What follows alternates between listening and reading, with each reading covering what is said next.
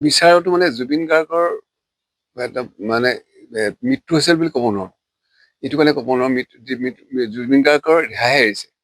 আৰু তেখেত আমাৰ যিহেতু মোৰ বাল্যকালৰ বন্ধু আছিল। আমি বহুত কষ্ট পাইছো প্ৰথম দিনা যেতিয়া খবৰ পাইছিলো। আৰু সেই দিনাৰ পৰা আজিৰ দিনটোলৈকে আমি সদায় কান্দিয়ে আছো। তেখেতকে সুঁৱৰি আছো প্ৰত্যেকটো মুহূৰ্ততে। আৰু জুবিন গাৰ্গে সেই প্ৰথম যেতিয়া আমি মৃত্যুটো খবৰ পাইছিলো যে দেহা এৰিছে বুলি খবৰ পাইছো, তাৰপিছত শুনিছো খুব হত্যা হৈছে বুলি বা এইটো নেগলিজেঞ্চ হৈ পেলাই হেৰি কৰিছে, কিবা এটা এখন ধুনীয়া ড্ৰামা বনাই পেলাই হৈছে এনেকুৱা বুলি গম পাইছো। পিছত আকৌ গম পালো যে 4-5জনক তেখেতলোকে আহ সেই চাৰ্চ কৰিব এতিয়া মানে দুখ পাইছে বুলি, কিবা এটা দুখী পাইছে বুলি। এতিয়া চাৰ্জশ্বিট দাখিল কৰিছে, চাৰ্জশ্বিট এতিয়া কোৰ্টত দাখিল কৰিছে, কৰাৰ পিছত এতিয়া কেছ হব। আকৌ সেই সাক্ষীসকলক গোটাব, এই কিমান সাক্ষী আছে 300, 250, 300 সাক্ষী গোটাই এই কামটো বহুত দীঘলীয়া হৈ যাব। এতিয়া মই সেইকাৰণে মই আশা কৰিছো যেন চৰকাৰেও সেইটো যেন হেৰি কৰে যে ফাষ্ট ট্ৰেক কোৰ্ট হয়। ফাষ্ট ট্ৰেক কোৰ্ট হলে অন্তত খুব সোনকালে হৈ যাব কামটো।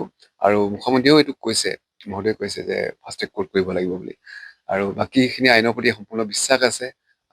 আমি জুবিনৰ এটা ভাল ন্যায় পাম বুলি, জুবিন গাৰ্গৰ। আৰু যিসকল দোষী আছে একদম সেইসকলক যেন পুৰা সেই শাস্তিটো দিয়ক, যাতে অসমৰ ৰাইজে, অসমৰ মানুহে যেন শান্তি পায়। কাৰণ এই কান্দোন 3,40,00,000 মানুহৰ কান্দোন এনে যাবলৈ দিব নালাগে। বহুত কষ্টৰে আছো। আৰু চাওক, আপোনালোকে চাওক, এতিয়া জুবিন গাৰ্গৰ য'তে ফটো দেখো তুমি জুবিন গাৰ্গ সদায় ওচৰত থকা নিচিনা লাগে। কিন্তু আমাৰ মনৰ ভাৱ নাই অহা কিন্তু।